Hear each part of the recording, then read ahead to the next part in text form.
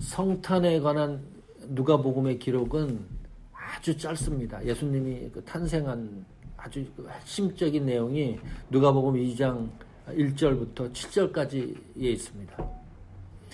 그리고 바로 목동에게 예수님이 탄생한 소식이 최초로 증거가 되는 거죠. 그리고 그 목동이 천사가 한 그 메시지를 다른 사람들에게, 다시 말하면 전 세계에 예수님이 오신 것을 최초로 증언한, 공개한 사람들도 목동입니다. 여기 성경에 나오는 이 목동들은 하나님한테 천사로부터 최초의 예수님이 탄생한 이야기를 들었고, 또 그 들은 이야기를 처음 증거한 사람들입니다. 그러니까 목동이 어떤 사람이길래 하나님이 목동을 선택을 해서 이런 엄청난 일을 하셨을까? 그 목동에 관한 이야기들, 이 목동이 누군가에 대해서 굉장히 관심이 많았습니다. 신학자들, 또 설교하는 목사님들도 그렇고, 도대체 어떤 목동이길래 하나님이 그 당시에 많은 사람들을 제쳐놓고 이 엄청난 일을 하셨을까? 그 가운데 한 부류는 예수님이 이 땅에 오셔서 성도들과 관계를 보통 목자와 양의 관계로 설명을 하잖아요. 그러니까 그런 상관관계 때문에 하나님이 목동을 통해서 예수님의 탄생을 이 세계에 알리셨다. 그렇게 주장하는 분들도 계시고, 예수님이 이 땅에 오신 목적 가운데 하나가 가장 비천하고 가난한 사람들, 연약한 사람들을 위해서 오셨기 때문에 그래서 목동을 하나님이 사용하셨다. 또 하나 특별하게 주장하는 것은 이 목동은 신앙심이 있었던 사람들이다. 그래서 성경을 근거를 대기를 레갑 자손의 후손들이었을 것이다. 이 레갑 자손이 어떤 자손이냐면 바벨론 느부갓네살 왕에 의해서 그 포로로 잡혀가잖아요. 그 잡혀갔을 때 바벨론에서 포로로 안 잡아가는 사람들이 있었습니다. 그 사람들은 가난하고 아주 비천한 사람들은 포로로 잡아가질 않았어요. 지금으로 말하면, 쉽게 말하면 홈리스 정도 됐을까? 이런 사람 잡아가야 별 필요가 없으니까 그 비천한 사람들 속 안에 레갑이라는 그 후손 자손들이 있습니다. 그 성경에도 이제 나오니까 그 부분에 대해서 그 레갑 자손의 후손들이었을 것이다. 이 목동이. 그리고 예레미야 35장 6절 7절에 보면 또 이런 기록도 있어요. 그 레갑 자손에 대해서. 레갑 자손은 성경이 규명해 놓기를 포도주 먹지 말라. 그 포도원 농사도 짓지 말라. 파종도 하지 말라. 집도 짓지 말라. 그리고 장막에 거하라. 이런 레갑 자손들에게 특별하게 권고하는 내용이 있습니다.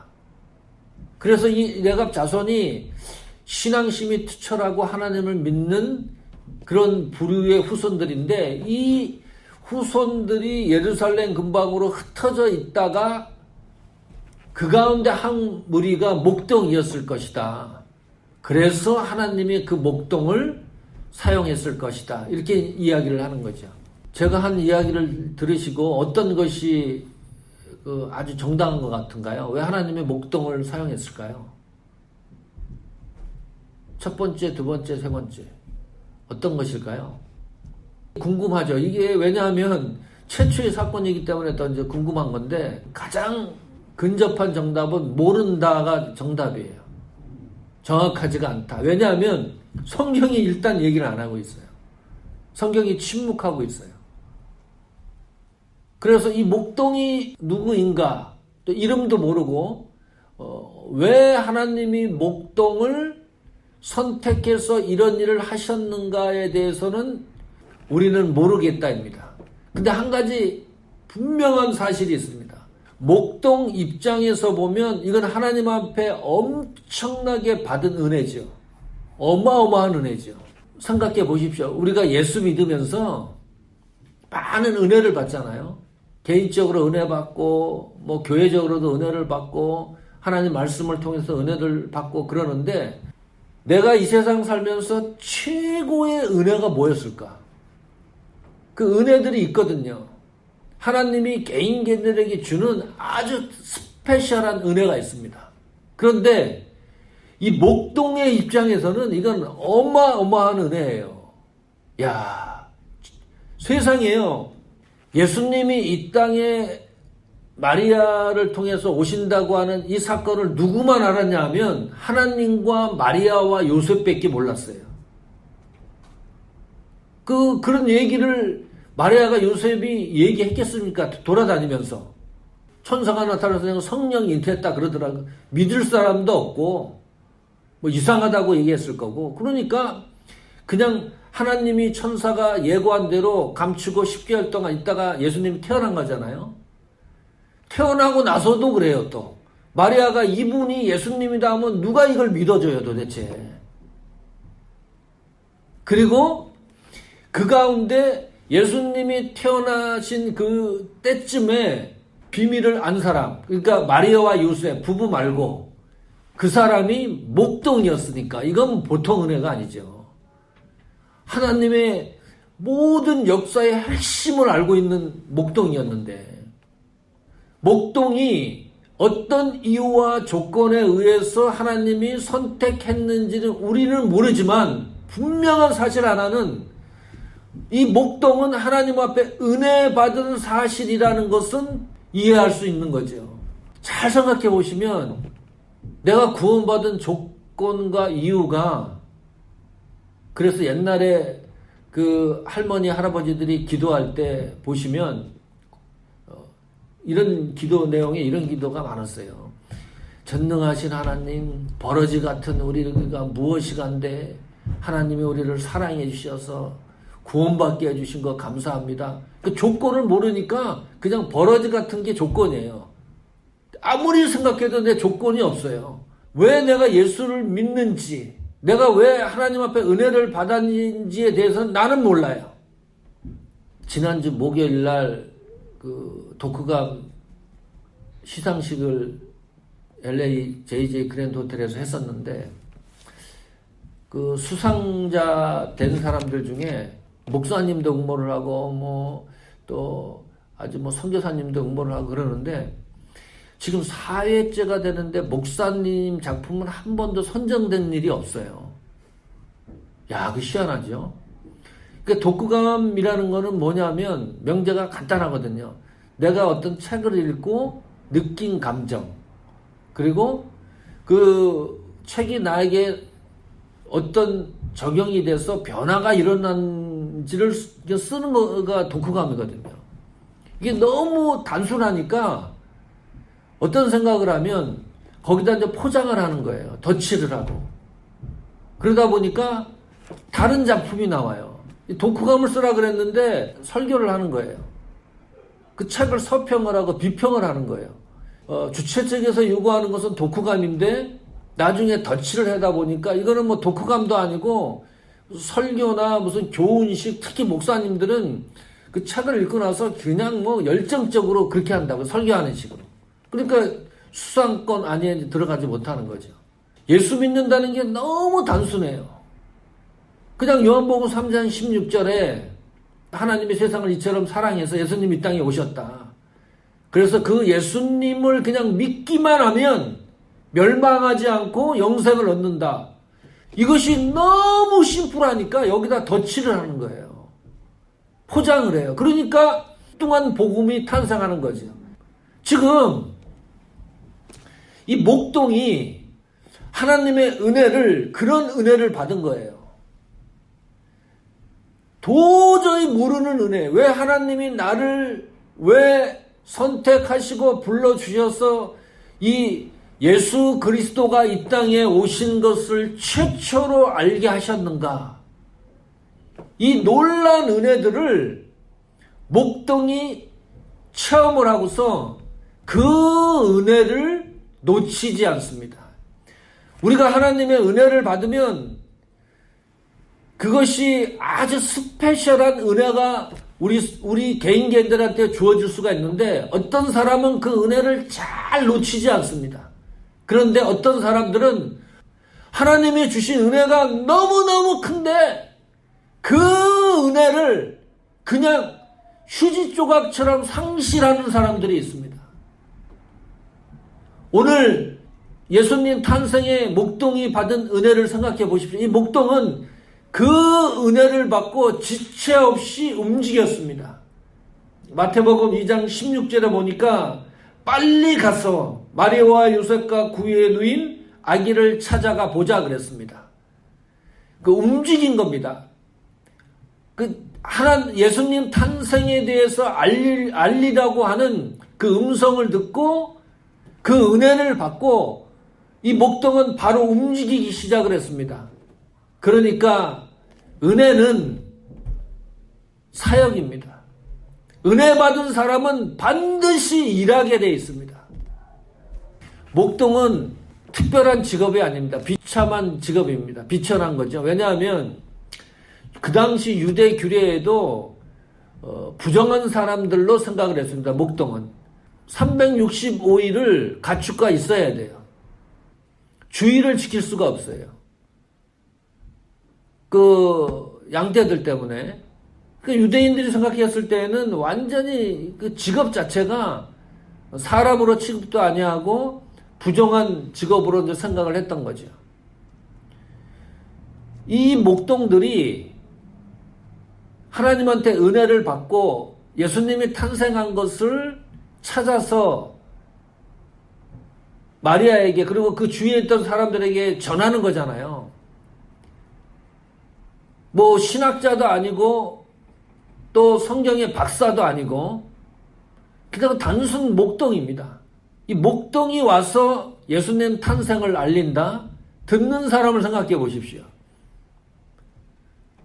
그 웃긴다 그랬을 거예요. 그 말씀에 대해서 이해도 못했을 뿐더러 신분 자체가 복음을 전하는데 최악이었을 겁니다. 목동이라는 신분 때문에. 이거 뭐 전에도 이거 사람들이 믿겠나. 그 다음에 양 가축을 다루기 때문에 365일 같이 있어야 되잖아요. 이게 자기가 운영하는 양인지 아니면 직업상 양인지 목동으로서 어떤 큰 가축을 치는 곳에 취직을 해서 일을 했던 사람인지 그런 건 모르겠지만 어쨌든 예수님 복음을 알리기 위해서 잠시 중단하고 움직였다고 하는 것은 손해를 감수하는 겁니다. 그 모든 것을 생각을 하고 가서 복음을 증거하는 건데 예수님 탄생을 얘기하는 건데 이게 쉽지 않은 거죠. 신분 때문에 쉽지 않고 자기가 일하는 터전을 잠시 쉬고 이 예수님 탄생을 이야기하는 거기 때문에 물질적으로도 엄청 손해가 되는 거죠. 그래서 하나님의 일은 은혜를 주시지 않으면 불가능합니다. 참 교회 일이라는 것이 하나님이 주신 은혜가 있는데 그 은혜가 잘 활용이 안 되면 모든 게 그렇습니다. 하나님이 나에게 주신 은혜가 있어야 신분의 악조건도 극복이 되는 거고 나의 물질과 시간과 이 모든 것도 극복이 되는 거죠. 그래야 하나님의 역사가 일어나는 건데 그 모든 것이 하나님 은혜로만 가능하다는 거예요. 어떤 물질이나 어떤 직이나 신분이나 숫자로 그것이 가능한 것이 아니라 하나님이 은혜를 주시면 모든 조건과 상황들을 뛰어넘는 어떤 특별한 결과가 나타난다는 거죠. 전했어요. 그랬는데 누가복음 2장 18절에 보면 듣는 자가 다 목자들이 그들에게 말한 것들을 놀랍게 여기되 거부하지 않았다는 겁니다. 그 말씀에 이 목동들이 전하는 예수 탄생의 그 메시지에 사람들이 너무너무 신기하고 귀하게 생각했다. 그리고 19절에는 마리아는 이 모든 말을 마음에 새겨 생각하니라 그랬습니다. 버리지 아니했다. 비록 목동이 전한 예수님 탄생의 메시지였지만 그 신분과 상황이 초월해서 전한 거였지만 이 메시지의 결과가 뚜렷하고 분명하게 성경에 기록되어 놓고 있습니다. 이래 되면 이런 것이 쌓이고 쌓이면 어떤 현상이 일어나냐 하면 하나님이 개인에게 주시는 위로와 격려가 있습니다. 아주 특별한 겁니다. 이것은 하나님 은혜대로 일을 해봤을 때 나타나는 현상입니다. 그러지 않고는 경험될 수가 없는 것들이죠. 자, 목동의 이름을 몰라요. 세상 사람도 몰라요. 저는 이 성경을 볼 때마다 참 너무 심플하고 너무 멋있는 인생을 사는 거예요, 목동이. 자, 보세요. 지금 누가복음 2장에 천사가 목동에게 나타나서 예수님 탄생을 얘기했고 전하라고 그래서 예수님을 만나고 그 메시지를 전했고 그 다음에 그 모든 것을 전하고 난 후에 누가복음 2장 20절에 보니까 하나님 앞에 영광을 돌리고 제자리로 돌아갔더라. 그리고 그 이후에 이 목동이 어떻게 했는지에 대해서는 성경이 침묵합니다. 그리고 다시 한번 기록을 하지 않아요. 거기까지예요. 목동이 했던 일은 예수님 탄생의 이야기를 듣고 그 소식을 전부 다 최선을 다해 전하고 자기 제자리로 돌아간 것이 목동의 일대기입니다. 그 위에 목동이 어떻게 했는지에 대해서는 성경도 침묵하고 있고 말하지 않습니다. 그 자기가 증거했던 하나님의 은혜를 받아서 최선을 다해서 모든 걸 정리하고 하나님 앞에 영광을 돌리고 찬송했다. 그리고 제자리로 돌아갔다. 우리는 목동에 대해서는 충분한 정보가 없지만 분명한 사실 하나는 하나님은 목동에 대해서는 잘 알고 있을 것이다. 하나님이 알고 있는 목동입니다. 사람들이 알고 있는 그 양치기 목동이 아니고 그 유명한 목동이 아니고 이 세상 모든 사람들이 목동의 이름조차 모르지만 하나님은 그 목동의 이름, 하나님이 선별하고 선택을 했으니까 그 엄청난 일을 맡겨놨으니까 하나님이 인지하고 있는 양치기였다. 이게 위로지요. 신앙인의 파워고 힘입니다. 다른 사람은 몰라요.